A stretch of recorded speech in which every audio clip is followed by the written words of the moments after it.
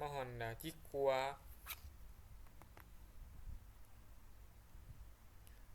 หรือว่าอาขั้นตอนที่หนึ่งเนาะกดเข้าไป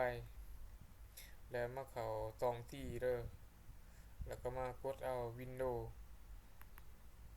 หน้าจาวินโดว์แล้วก็เลื่อนหาโปรติติ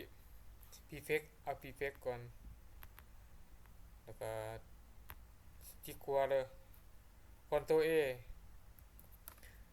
เลือกเอาเบิดแล้วก็ดีเดทเลือกจิกกัวก็ได้หรือว่ากดแต่นั้นนู่นก็ได้หลังทั้งกันยาแล้วก็ย้อนกลับขึ้นเดือนหาอ่านซอฟต์แวร์ดีทีดิสเซนเขาส่องดาวโหลดนี่ที่ว่าบ่มีทางกันยาเด้อเพราะว่าเวลาเราใช้อินเทอร์เน็ตหรือว่าเราดาวน์โหลดไฟล์ต่างๆหรือว่าเอกสารทางสัญญามันจะมาอยู่ในเว็บทางสัญญาแล้วก็กดย้อนกลับไปอีกเดือนหาเทม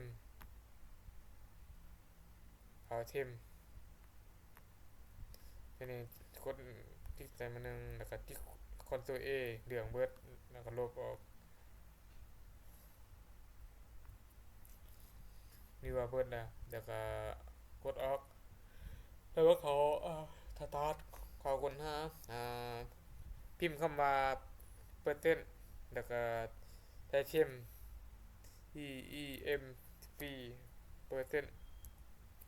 แล้วก็อินเตอร์นี่ที่ว่าสร้างกัญญาเลยแม่นไม่ได้นี่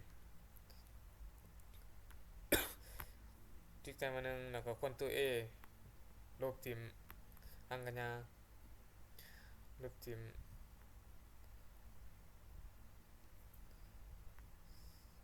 หลังจากลบไปแล้วก็มากดเต็มบาทนึงที่ครัวเดี๋ยวสร้างกัญญาทางกัญญามันจะมารวมนี่เบิดเวลาเราไปลบหลังทางกัญญาอยู่ในอันนั้นตองที่แล้วก็ดูเนาะตัวนี้มันลบรวมเลยเดี๋ยวความเราจะไวขึ้นได้มานี่ตอนเวลาเราใส่เวียนแต่งงานเนี่ยควรมาหนึ่งคืนเลย